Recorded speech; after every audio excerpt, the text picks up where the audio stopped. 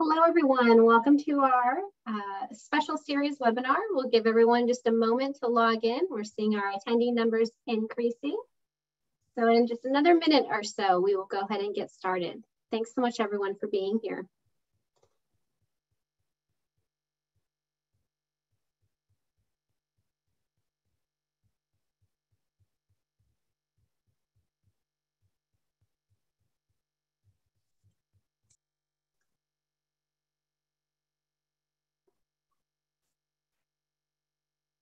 Thanks again for those of you joining us now. We're going to give it about 30 seconds as others are joining on and our participants are logging into the webinar, and we will go ahead and get our conversation started. We're very excited for today's conversation. Lots of great perspectives and voices on a very important topic.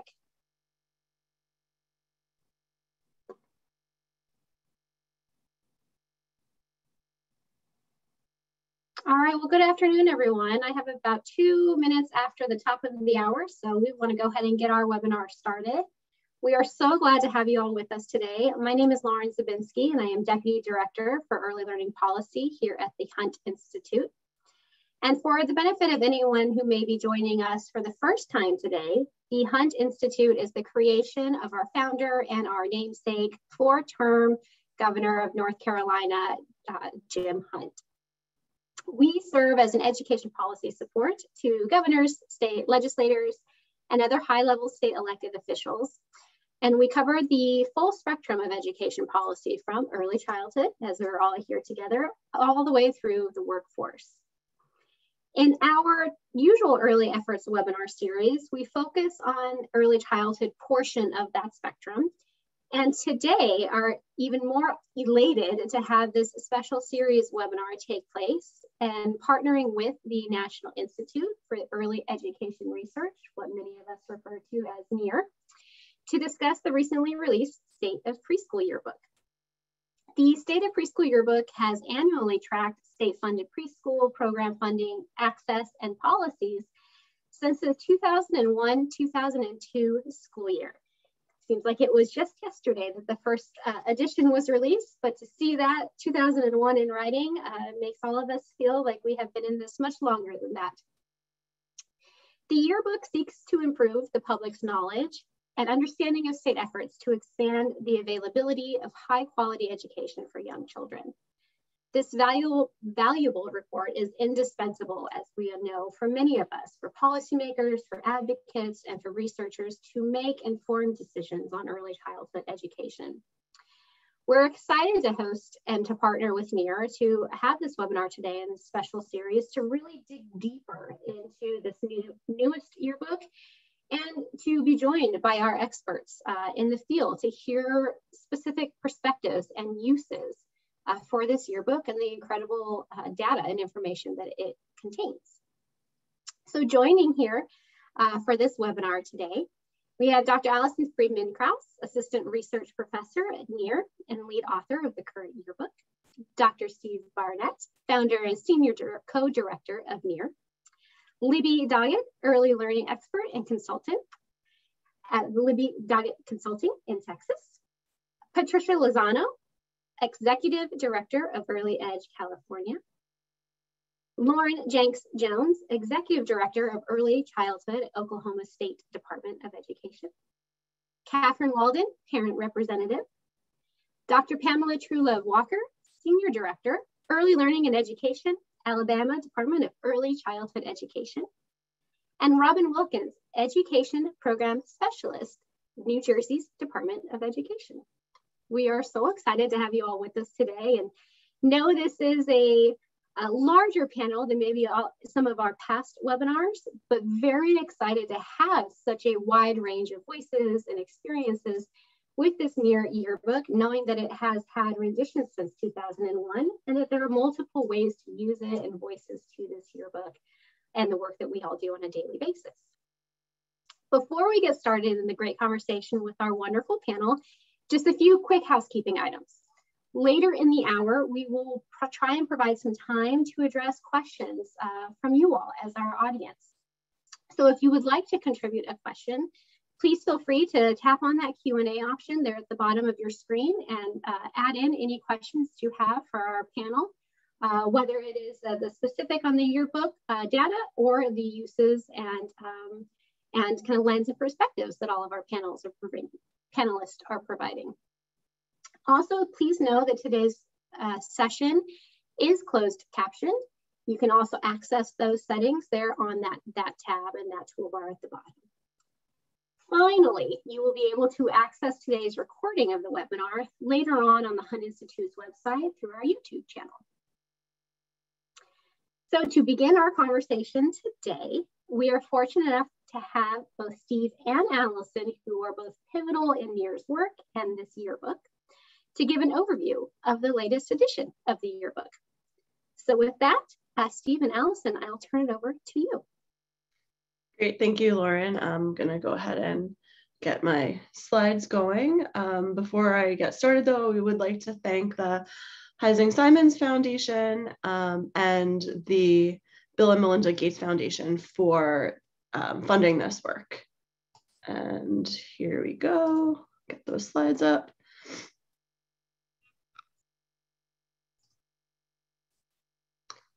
Okay, can everyone, you can see the slides. All right, so today we're just gonna quickly run through some key findings of the report, introduce you to the report, and then really spend the bulk of time with our panelists talking about how they've used the data.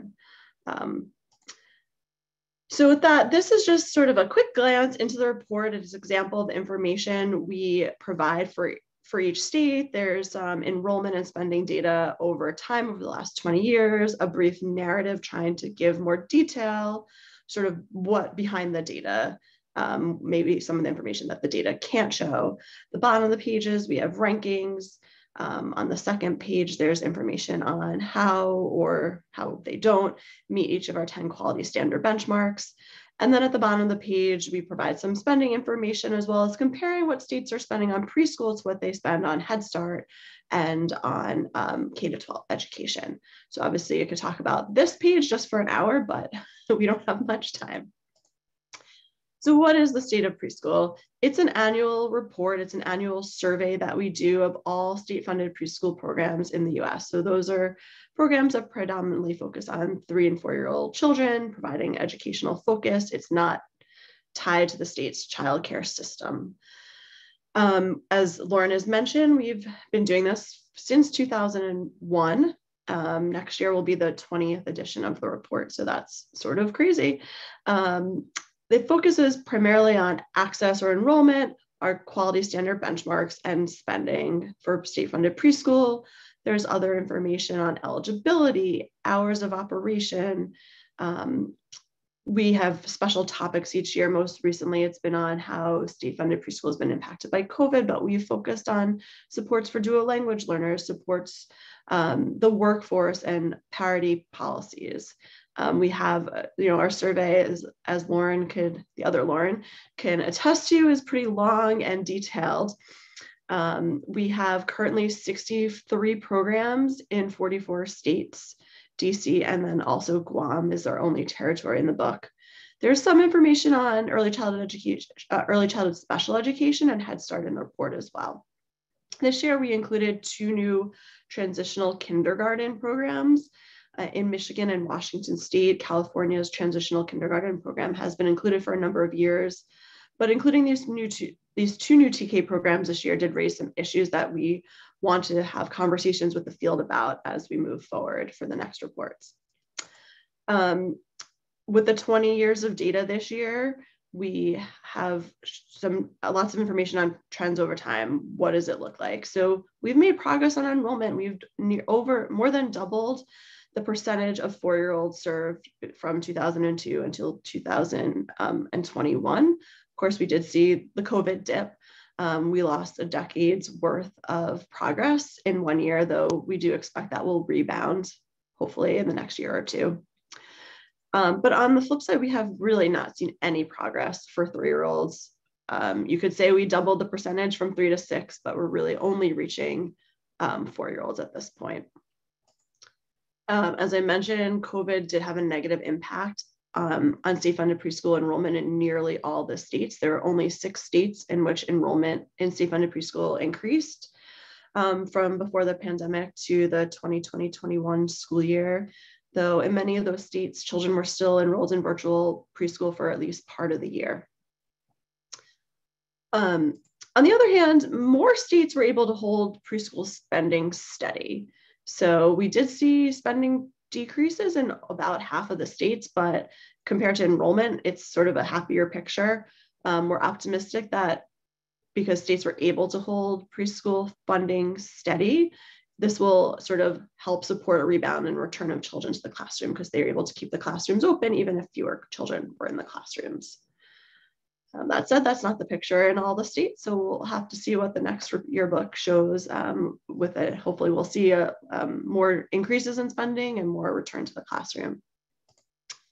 And then funding over time, we've seen really no progress in 20 years when you adjust for inflation. We started about just under $6,000 per child, and that's where we are now. But NIEER estimates that to provide a high quality full day preschool experience for children costs about double that. So there's a lot of progress still to be done there. And I apologize, I know I'm going through this very quickly, so I'm always available for questions. States really range in the number of benchmarks they're meeting. We have 5 programs that meet all 10 of them: Alabama, Mississippi, Rhode Island, and programs in Hawaii and Michigan. Unfortunately, only less than 10% of children in state-funded preschool are enrolled in programs meeting 9 or 10 of the benchmarks.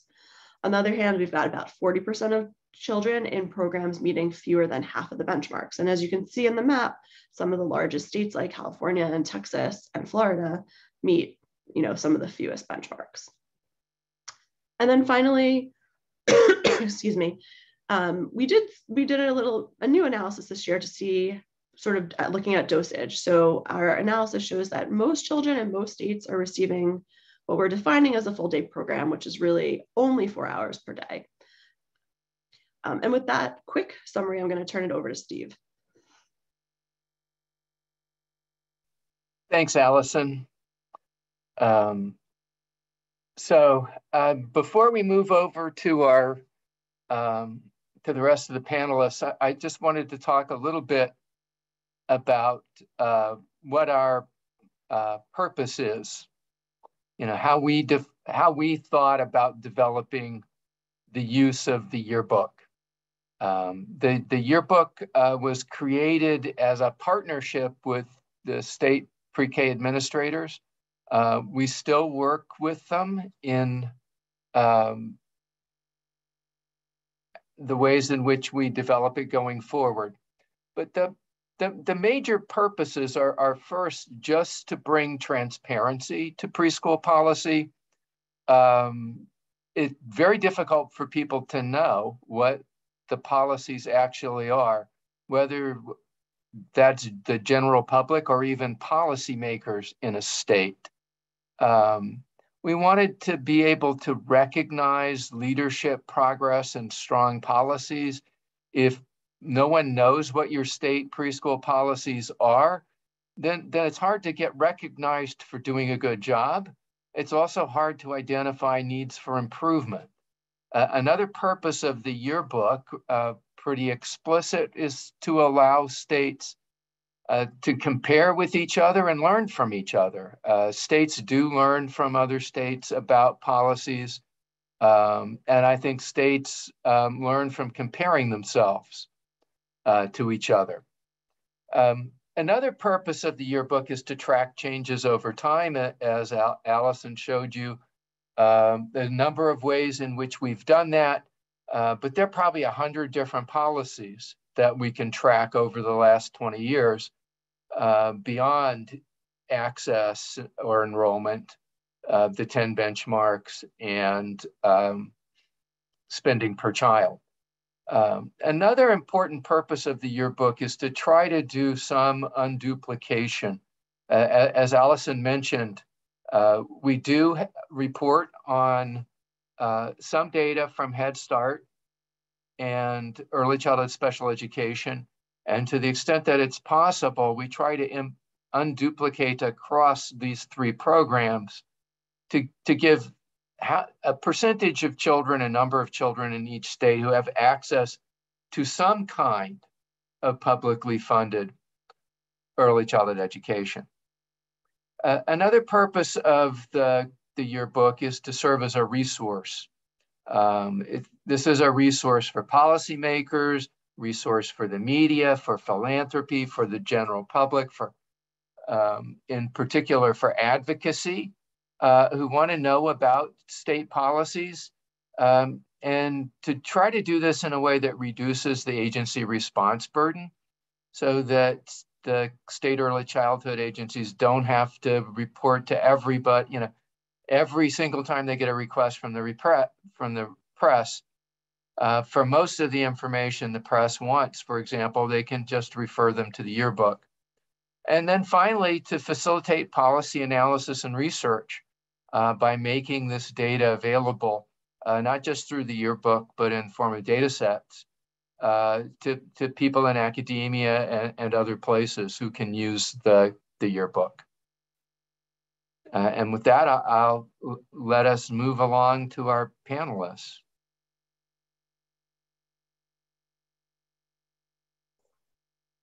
This is wonderful information for both of you. Thank you, Allison and Steve, and a great setting the foundation here for our conversation today, and some very compelling charts and points and ways in which the yearbook is meant to be used and is useful for our work. So to continue and expand on that conversation and to give us some insights on perspectives of the work and how the yearbook can be used to influence policy, I want to go ahead and start inviting our panelists into the discussion. Libby, let's start with you. From your experience as the former director of pre-K and now as an education consultant, how have you leveraged the yearbook to influence early childhood policy? Great, thank you. Well, I think the NIEER yearbook is the power tool that every state administrator and early childhood advocate needs. And I credit Steve Barnett and his team at NIEER for much of the momentum going on around pre-K over the last 2 decades. Of course, many of you have helped as well, and I appreciate that. By using the NIEER data and rankings for your state and embedding them into the policy conversation, your state really can make progress on both access and quality. I do acknowledge that it's easier to make progress on access than it is on quality. And obviously Texas and Florida are good examples on that. Just as you reluctantly get on the scales weekly, or at least annually at the doctor's office to check your weight, we need to check our progress on providing a high quality early education for every child. And NIEER provides, a simple fact-based scale to do just that. Just like I don't necessarily like what I see on the scales, I might not be happy with the Texas rating, which is usually about 4. It's 4 right now. It was up from 2, up to 2 a few years ago. We're back up. But, knowing how we compare to other states and to ourselves is critically important. Now, to be quite frank, in Texas, I don't think we've used the NIEER yearbook well. We claim that our Texas legislators don't trust data from outside Texas and they don't care about our rankings.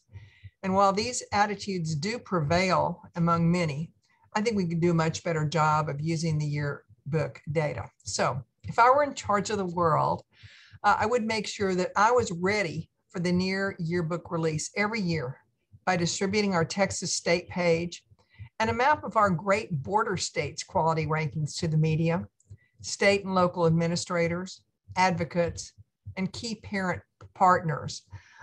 Just so you know, Texas gets a 4, Oklahoma a 9, Louisiana a 7.9, Arkansas an 8, and New Mexico a 9. So we can shame our Texas legislators just by looking at the states that are just around our borders. I also would make sure that everyone knew what the standards are and how we rank. I mean, I think it's important for people to look at the standards because we do really well on having certified teachers. And so they get a decent wage, which is fantastic, but then we don't do so well on class size and other things. I would also find standouts in a state as large as Texas. And I know Patricia is on from California. You have the same problem.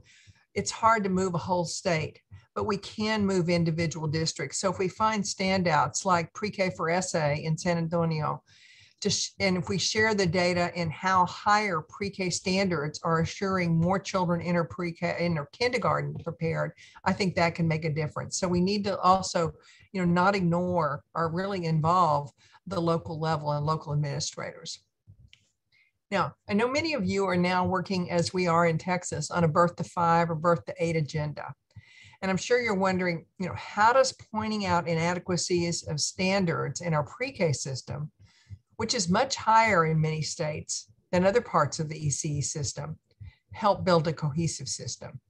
And I do think that's a good question for us all to ponder, and one that needs more than just my simple answer. But I did want to address it. I think the quick answer is that pre-K standards are usually the highest standards in a state. And if we can't improve quality in pre-K, we're going to have an even harder time improving the quality of childcare. So we need to make sure that we're moving those standards up, but also presenting it as a full system and pointing out the inadequacies and the inequities, which are so very, very glaring in the kinds of education children receive. And then finally, I can't end without a huge shout out to each of you for doing the great work that you do. I'm excited to be on this panel. I know many of the predecessors of the people on the panel who did such great work, and I'm so excited to see so many young leaders leading us forward, and I'm eager to follow and eager to hear what you all have to say. So thank you. Thank you, Libby. Some really great talking points, and I think a space that everyone on this call can connect to in that response. So really appreciate you helping us kick off our panelist discussion with those points. Patricia, we'd love to turn to you as you serve as the Executive Director for Early Edge California.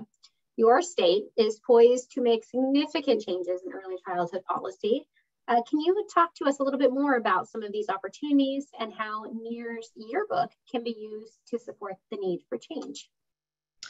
Hi, and thank you. Thank you for inviting me today. And yes, well, California is going through a lot of important early childhood policy right now. And I do think that quality is so important. And I think we're making, good first steps for improvements as we expand universal pre-K for all 4-year-olds through the expansion of transitional kindergarten. And I think, as one of the benchmarks that NIEER has as having 2 adults in the classroom, that's one that California is going to start doing as TK is expanded. We are also, offering full day for low-income kids that are signing up for this for this expansion. We are also, revising the preschool foundations to be sure that they are updated and that they are appropriate for TK. So, I mean, slowly, as Levy said, California it's a big state and it's going to take time. But I think that these are good first steps, and we just have to continue to advocate and say, yes, I mean, it's not only about just expansion, but also how do we make those classrooms appropriate for little kids? How do we support the workforce and give them the tools? And as you know, we're also big advocates for dual language learners, which, the majority of the kids in California are. So how do we support and give them the best start from the beginning, right? And also, another positive thing is, we're going to have parent choice. So parents can keep their kids in the current program if that's what they prefer, or we'll have the option of going to a transitional kindergarten classroom by 2025. So I think for us, NIEER is a great tool, especially to learn about others. How do we get there? And then, when I was looking at the map, for example, for enrollment, right? We know that, COVID was really hard for families. And we saw a decrease in enrollment for preschool. And so how do we learn from those states that were able or to keep the enrollment or to make it, or to increase it, right? Because we know that the benefits for our kids are huge. So I think that's one of the key things that I would love to learn more on strategies to bring back that enrollment, because we know that before the pandemic, the participation was higher, especially for those who benefit the most, right? Dual language learners, kids who live in low-income neighborhoods. So that's the question. And how do we, you know, as a state as big as California, right? How do we really make the case? Because it is difficult, right? It's easier just to say, let's expand. But another thing that we're also in the process of developing is a Peter 3 credential. As Libby was mentioning, you know, it is a continuum, right? And hopefully, you know, we'll get something from birth, right? But this is a good, another good step that, you know, we want to have the tools available for teachers to be able to work with younger kids, right? As we expand all these programs. So I think, yes, I agree that this is a great tool, and hopefully there's going to be more collaboration and learning, so we can provide the best programs for our kids. Thank you. I really appreciate that perspective. As sometimes this work, it seems monumental and this mountain of work to push and to move, whether that is the size of your state, like California, or the size of the work. And so to hear how you are approaching and how you are viewing a resource like the yearbook in its way to serve as some of those steps to push into that mountain of work is really helpful, I think, for everyone on this call. Lauren, first off, great name. Second, we'd love to bring you into this conversation as well as the Executive Director of Early Childhood in the Oklahoma State Department of Education. How have you, as a state administrator, used the yearbook to effectively communicate about early childhood landscape within your state? Yeah, thank you for the question, Lauren. I can't speak highly enough of how often and helpful the yearbook is for us to communicate with stakeholders in all different sectors and across, excuse me, across the state. So first, as Libby was mentioning, the release every year is a natural opportunity for us to raise awareness, push the visibility of the program, and really just facilitate a conversation around what is happening with our universal pre-K program here in Oklahoma. It's something that is reliable, that we know is coming, that we can prepare for and think about. And it really does allow us to articulate things in a really helpful way. For us, it also happens to fall right in the middle of our legislative session. So it's a perfect opportunity and a perfect talking point, especially when we're communicating with legislators and other stakeholders. So that has been incredibly helpful. I can't also just talk enough about how often I hand someone a copy of our NIEER profile page, take it into meetings with me, whether that's with legislators or policymakers or other stakeholders, how often I email it out to folks that I know are going into meetings that maybe I can't be at, but it would be really helpful for them to have not only the history of the program that's articulated there, but the current updates as well as the statistics. So having the narrative alongside all of the metrics really does allow it to be a robust document that people can use meaningfully and make sense of, even if they don't have all of the context that we as the practitioners of this work may have day in and day out. So it is shared out in that way. I will also echo what Steve talked about earlier, which is it being a tool that takes capacity or adds capacity to our agency. So we get, media requests and folks asking for information about the work that we do very frequently. And often in that initial email that I get from folks, it's asking about how many children we have enrolled and what the history of the program is and all of those things. And the first thing I can always ask is, have you gone and looked at the NIEER report yet? Because so much of that information, both historically and now, is right in there for people to be able to use and access and digest in an understandable way.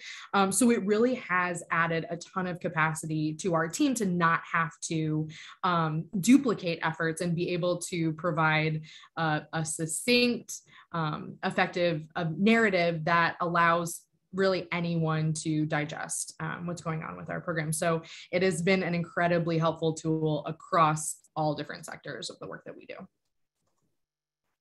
Wonderful, thank you. It's so interesting as I'm listening to you all responding to these questions. We now have had multiple states come into the conversation, we will have even more states enter the conversation and spread across the country, and spread and varying in size and capacity within the state. But what is resonating so strongly is the use of the yearbook. One, to kind of set the next step, like we shared and heard from California, but also two, to like set this landscape and understanding of where we are, maybe where we have been, and therefore where we want to go next, as you just shared on behalf of Oklahoma. Dr. Truelove Walker, you serve as the Senior Director for Early Learning and Early Education at the Alabama Department of Early Childhood Education. Alabama's first-class pre-K program was recently recognized by NIEER as the nation's highest quality state pre-K program for the 16th, that's 16th consecutive year. How have you leveraged this? Yes, thank you, a round of applause for that. How have you leveraged this ranking to continue engaging bipartisan support for the program? Thank you for today's invite. I think in so many instances, news headlines are filled with reports of what is not going well in education. So we hear about the failing schools and students' lack of proficiency in reading and writing by the end of 3rd grade, or high school dropout rates, and the list goes on and on. And in Alabama, we are very, very proud of the fact that our state-funded pre-K program has been able to achieve NIEER's highest quality rating for 16 consecutive years. And when I say we, I'm not talking about just us here at the Alabama Department of Early Childhood Education, but I'm talking about our governors and her support, our legislators and their support, just lots of stakeholders that actually embrace that whole notion of, for 16 consecutive years, we have put young children in these pre-K classrooms first. That we have really looked at what it takes to have high quality learning environments for young children, and have really ensured that we had the mechanism, resources, and tools in place to support that. What the NIEER yearbook report has been able to do for us is to help us continue to leverage that support. So it's not just us being individuals who talk about being a high quality program, but we're nationally recognized as a high quality program. And I was recently at one of our state funded childcare sites, and on their glass in their window, they literally had first class pre-K site, and in parentheses, nationally recognized. So that becomes important. It also becomes important because as we're having conversations with our legislators, and we have full bipartisan support, as we're having those conversations with our legislators, we're able to take this information from the yearbook and say, look, we're one of 5 states that are meeting all of these 10 quality benchmarks. And look what that says for the investments that you guys are actually supporting in our state. We take that information from the executive summary. You know, the yearbook is, almost a couple of 100 pages long, but the executive summary is short, right? But it has those it has the information in there about state solutions to expanding quality childcare, and we take that information and we share it with them. The maps in the yearbook are amazing. We saw a couple of those maps earlier that showed about where enrollment had perhaps declined, or we see the information about where funding has actually decreased. Now, we definitely take all the information when they talk about states that have decreased funding, and we go, but look at us here in Alabama. You guys are not doing that because you realize the value of these high quality learning experiences for young children. And so even in the midst of COVID, we had a $22 million increase we had a $24 million increase last year. In this upcoming year, we have a $22 million increase. So even though there were fewer children who were actually in person in those classrooms, our state still had a commitment to investing in the continued learning, high quality learning for young children. And the yearbook gives us those figures because we're able to say, take a look. It's not just us saying that you guys are doing a wonderful job of making these investments, but it's nationally recognized that these are wonderful things that are happening in our state. We're able to use that to continue to support pay parity with K-12. And so every time the K-12 system receives a funding increase for their teachers and their minimum salaries go up, then we're at the table saying, hey, don't forget about pre-K. And our teachers are also receiving those same increases. So this upcoming year, there's going to be a 4% increase in funding in the minimum salaries for our K-12, for our teachers in pre-K that aligns with what's happening in K-12. And so all the information, I think, from the yearbook becomes important, and we push it out to all news outlets, publication, anybody who we can say, like, hey, look, this is what's happening in our state. And so oftentimes when the conversations are had about what's going well in education, then individuals are able to speak to what we call first class pre-K, but they're able to speak to our state funded pre-K program as one of the things that is really going well in our state. And the NIEER report is so helpful for us to be able to actually convey that message and to continue to spread that message among our stakeholders. Thank you so much for sharing that perspective and how you utilize the yearbook there in Alabama. We have heard now uses and ways in which the yearbook is integrated into the work and advancing kind of steps and stages of the work, but also now to hear how it's used to encourage and really advance in its own way this ranking of being the nation's high quality early childhood experiences, and to either maintain that, to achieve that, and then to be able to now reference that ranking with such pride for the work that you're doing with children and families in the state. It's a phenomenal addition to that conversation. Thank you. Robin, I'd like to bring you into the conversation and pose a question to you, recognizing that you are joining us here with essentially two hats. You are an education program specialist for the New Jersey Department of Education, as well as the Vice President for the National Association for State Leaders in Early Education, NASLE. How has your work to strengthen pre-K in New Jersey and through NASLE been influenced by NIEER and the annual yearbook?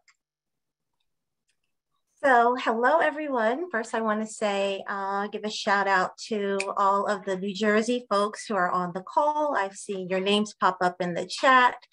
And of course, I would like to also shout out our fellow NASLE members who are joining us as well. So I would say, to answer the question, Lauren, obviously NIEER is very near and dear to our hearts. It is based in New Jersey. And of course, we've had a very close partnership and collaboration with the NIEER team, particularly its co-founder and senior co-president. But what I would add specifically, like many of the other states who have spoken already, we use it in New Jersey to measure our progress. So, I mean, a very specific example, and we have been doing preschool for many, many years, well over 20 years, based on that landmark Supreme Court mandate for the Abbott preschool program. And so we have had for a very long time many benchmarks of high quality embedded into the program, and NIEER has certainly been a way for us to continue moving forward. But I can tell you that there have been occasions where previous administrations, many years ago now, have pushed back on wanting to make changes to the quality measures to increase access, or for various reasons. We've been able to use the NIEER data to gently say, you know, here is where New Jersey is shining, here is a strength of ours, particularly in terms of class size. So we have a class size max of 15 children in our full day preschool program, in the Abbott preschool program. And even as we have moved forward with expansion, we have a governor who is in his second term, who is fully committed to preschool expansion. And even again, using the NIEER data to support that research base of serving 3s and 4s and the access to a quality program for both age groups has really helped to ensure and sustain that those quality benchmarks continue, even as we are pushing for more and more children to be served in New Jersey. I would also say that very much like NASLI, where putting my NASLI hat on, we use it for networking. And so if you have ever been fortunate enough to attend the roundtable that we convene, and we are really happy to say that it is going to be in person in North Carolina this year, this October. So that more information is forthcoming. The State of the Preschool Yearbook and the presentation by Steve and the NIEER team has been critical to providing direction, to unpacking data, to really having those very rich conversations about the future of early childhood education. And so it has been used as a vehicle for that networking with other states. So when a state like Alabama, for example, is showing up, you know, as a leader, the way that it is, New Jersey, I can say, is watching. We're interested. What are they doing? You know, how can we make those kinds of similar improvements? You know, where are things happening in other parts of the country that we can learn from and glean information and insight? So again, it's such a critical resource for us, both in New Jersey for our high quality efforts, as well as just as part of NASLI and the bedrock of what we do in the organization. Thank you, Robin. It's so great to hear from you and the others on the panel and see how the yearbook is truly this underpinning common thread across all of our conversations and our work, whether it is uplifting and spotlighting the data within your own state, or as you just mentioned, comparing to others to showcase the possibilities that we have in this field for pre-K, for access and for high quality. With that, Katie, we'd love to hear from you and your unique perspective as a parent advocate. What makes this yearbook such a valuable resource, and how do you plan to leverage the yearbook to advocate for change? Hey, thanks so much for having me on. So my name's Katie Walden. I live over in North Carolina. I am a parent of a child under 5. My son Jude just turned 4, and I'm with a group called Moms Rising, and that's how I actually got to know NIEER and then being invited on this call. And I've been advocating with them for since the beginning of 2020, right before the pandemic, and then took a little bit of a break during COVID. My main advocacy point with them when I go and talk to senators and congressmen is about the importance for early childhood education. That comes from 2 places for me. My degree is actually in early childhood education. And so I know how important these formative years are in a child's life. And I know how huge the impact is when we can get quality education for our young children on the rest of their entire life. And I'm particularly really into advocating this year. My son does not have access to a preschool program for me to be able to do the work that I need to do. We do have one school program in that we can apply to that's publicly funded at one of the elementary schools, and we live just right outside of Raleigh. So this is a huge problem for myself and for all of the other parents that I know of. And so getting into that one program is really difficult because they really do want to gear it more for children that have been labeled at risk academically for having special needs. So because my son thankfully is a more neurotypical learner, he does not qualify for that program. So what we're really looking to do is to leverage the NIEER yearbook, which I didn't even know existed as a parent. I've been posting about it in my mom's groups, just showing how we need to vote to get this change to happen so that more of us can go back to work, because that's a huge thing right now. Obviously, we're in a low income family. We live paycheck to paycheck typically. And I know a lot of us moms want to be able to go to work, but because we don't have access to quality state funded preschool, we are stay-at-home moms, or we're getting jobs overnight. So to be able to send a really simple 2-page summary of like the North Carolina pages to other moms so they can really look at what's going on, and then they can turn into advocates themselves. It's been really great because I don't have the time to go out and do any of the research or to look at peer-reviewed articles anymore, right? I'm not at that stage in my life. I need to be able to have something that that's respected, and that really has been ongoing. So being able to even look back at the last 20 years and look and see how far some states have come and how much more work we need to do has been really great. And I'm just really appreciative that it's there, because this advocacy needs to be done now. The time is now to invest in our children and to get the gap that COVID has widened closed. And so I just want to thank all of you for all of your hard work and for leading the charge in this and putting out this information, and all the different organizations that are represented here today, and everybody that's logged on. When I saw that there were 320 people on the call, that just made me so happy, because this is a conversation that we need to have. It's not headline news, but it really needs to be. So thank you so much for having me. This is wonderful. Thank you, Katie. And thank you for bringing such a valuable perspective. I know I'm sure I can speak for everyone on here when we mirror the same thanks back to you, and for all the hard work that you are doing and sharing the voice as a parent, as a family, and a community member. And you actually introduced kind of a new question here, actually teed us up very nicely for some questions from the audience. So if you have questions that you would like to pose to our panel, please put them in the Q&A.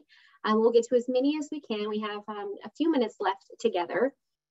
And one of the questions that has been posed, and I'd like to answer, or I'd like to open this to everyone on the panel. So please jump in and respond as you would like. But the question is, we have had a great conversation thus far around the importance of the data of the yearbook, around access, around high quality for pre-K. And we all are these believers, right, in the importance of such a topic and such efforts. But how and what have been your most successful strategies for bringing in, for engaging maybe others who are not quite strongly believing in the importance of access and quality of, or high quality early education? What kind of have been your most influential cheerleaders or ways to engage others who aren't quite there with us yet? And I'll open this to I'll jump in. Great, thank you. The most effective thing I've ever seen is actually getting legislators out to your programs.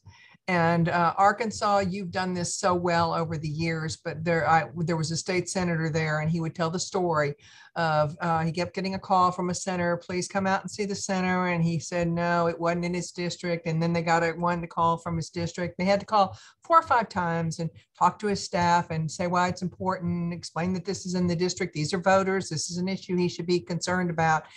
And he finally went to the center, and he went in and he told this story. It was so incredible to hear him say it. And he sat down in this little chair, and the kids were so intrigued because he's in a suit, and they, weren't used to seeing people in suits, and they were kind of touching his suit. And then there were parents there because this center was really organized, talking about how meaningful the program was. The administrators were there showing data to show how the children had benefited and were much more ready for pre-K. So then he goes back to the Senate, and one day he's on the Senate floor and he gets a notice that there's some visitor, and he thinks, visitors, who could it be? He goes out, there's the whole class there with a great big thank you sign. And, it changed his whole perspective. It just gave him a picture of what this is all about. He now had, then at that point, because they have term limits, so that person's long gone, but he had a vision of what this looks like, what high quality looks like, what the children look like, parents and teachers' perspective. And it made a huge difference. And the more we can do that, and, we don't do that enough. We're reluctant to reach out and ask. And if we get turned down the first time, we think they're not going to come. We need to keep at it. And particularly around elections, it's when people are looking for votes and they are much more likely to go out. And if you can promise some press or at least some social media attention, all the better. So that would be my recommendation. I must concur with Libby. Direct outreach to individuals who are not perhaps the strongest advocates for continued funding support for pre-K is a strategy that we utilize all the time. Even in the midst of COVID, we set up meetings, Zoom meetings, where senators or legislators were able to actually read to a classroom of students. And then we publicize it, we push it out. We push it out on all of our social media channels to make sure that information is being widely shared. We put that information in our newsletters so that everybody can see, look at these legislators who were in these classrooms. We take special event times like Read Across America Week, right, to engage our legislators and have them come out and visit our centers, because we have found that if individuals are able to put their eyes on those little bodies and those little faces that they are supporting, then it doesn't become just a number. It doesn't become, oh, somebody is wanting this money to continue to do this thing that they're doing, but it's like, I saw the face, I saw the visual, I saw the children and how they were interacting and how they were engaged. And so we ask them to remember those faces. So as you've gone out into these centers and you've seen these children and taken these tours of these centers, remember those bodies that were there, because those bodies matter. They mean something. And so we do have conversations with our legislators who've had conversations with other legislators about the fact that they got to go visit a center and they would like to go visit a center too. And we're going like, yay, it works. But direct outreach is so critically important that you get those individuals out there to see the reason, the purpose, and the why behind everything it is that we do. Yeah, I will echo that sentiment and also add on that for us, the research base has also been something that we rely on very heavily. Some people want to see numbers. They want to see facts and figures and statistics. And that can be alongside that experience that our other two panelists were just talking about. Having that data to back it really matters. So, for us, one thing is having like local data. It's one thing to have national data, and it's great to be able to have this set of research that we're leaning on. And so much of that is so easily pulled from NIEER. But even having local data. So like for us, we have a partnership with Georgetown University where they're looking at our Tulsa pre-K program, and we can actually see the impacts of that program over time. That's really meaningful to our legislators. So that alongside with cost estimates, that at the end of the day really matters as well. The money talks, and being able to talk about like cost savings is something very tangible that can help move conversations forward. Yeah. And if I piggyback off that just for 1 second, because what Lauren said was so important, we actually have a data dashboard where everybody can actually go in and click on their county and their area to see the percentage access, the number of children that have funding available. And so when we're actually talking with our legislators, we actually print out this 1-pager so they can see what's happening within their district. But we also have that available at the local level for anybody who would like to go on and click and find out what the data is showing for their particular area. So that's very important as well.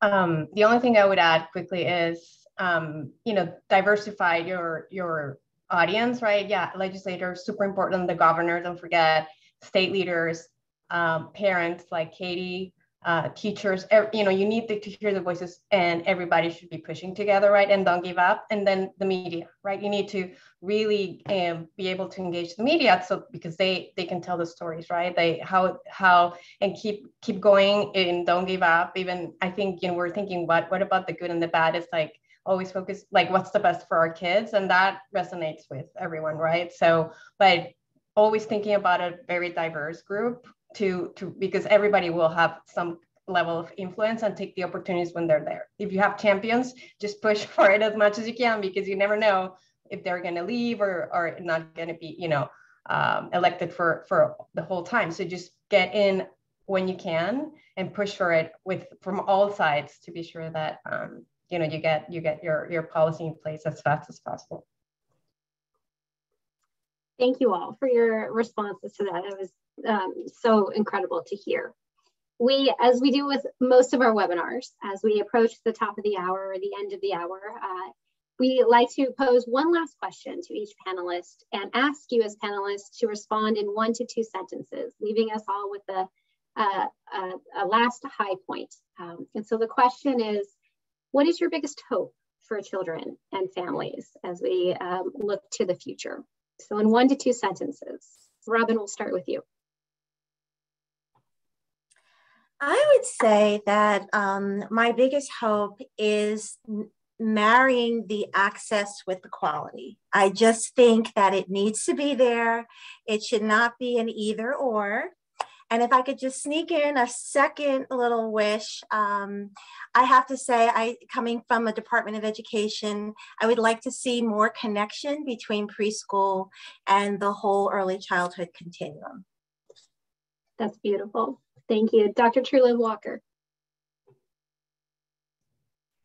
I think Robin really sums it up for probably many of us, is that the access, the availability of this experience is there for every family who would like to have a state-funded, high-quality pre-K early learning experience. And then even to further that, but that, like as I look at our state, and we have access for 4-year-olds that we're working on, but we have no access for 3-year-olds, is that we are also mindful of the early years and the importance of the earlier these children are able to have these high quality early learning experiences, then the impact that has. So continuing the focus, not just on what happens for 4-year-olds, but the earlier years as well is important. Thank you. Katie, what are your 1 to 2 sentences for your greatest hopes for children and families?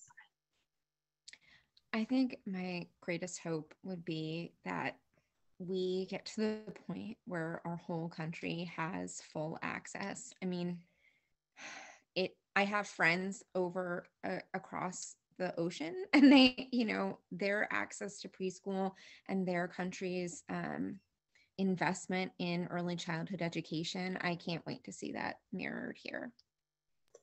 Thank you, and thanks to your guest joining us today. And Lauren, how about you? Yeah, I mean, these points are so eloquent. It's hard to come up with something after those wonderful points. I would say that that all of our families and children have environments that have the structural supports that allow those families that are accessing them to thrive in whatever way that means for them, wherever they're coming into the conversation, that they have everything that they need to do everything that they dream. Patricia, how about your greatest hopes for children and families? And then Libby, will let you have the last word. I just think that I would love to see families feeling comfortable again enrolling their kids in programs like pre-COVID, because we know the benefits, especially for women like Katie, moms, that they need to go back to work, right? So we hopefully, we'll have the programs available, and parents will also feel comfortable enrolling. And then hopefully also we'll provide the best environment for teachers where they are supported, they are paid well, because we know how important that is for them to have a high quality program, and we need that to provide the best experience for our kids. So it's hard to be hopeful in Texas right now, given what happened in Uvalde last week, but I have 3 reasons. One is parents are now at the table, and Katie, you were wonderful, but we have parents around the country that are stepping up, and we're asking them, inviting them to the table. We have collaboration across systems like we've never had before. And we have amazing new leaders like y'all who are on this panel and on this in the chat and asking questions. And you all are going to make a huge difference. So thank you. Thank you all. I just want to take a moment and thank you all again for such a wonderful conversation. It was so rich in content and resources and ideas. And we hope that this is one of many on this topic and more forthcoming. We know everyone's schedules on here. They're very hectic and very busy. So thank you to our panelists for joining us. Thank you to our friends at NIEER for co-hosting and for sharing their findings of the yearbook. And thank you all as participants for taking an hour out of your day to join us in such a great conversation.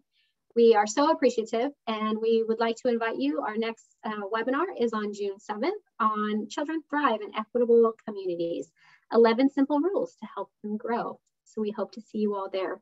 Thank you all again. Have a wonderful afternoon.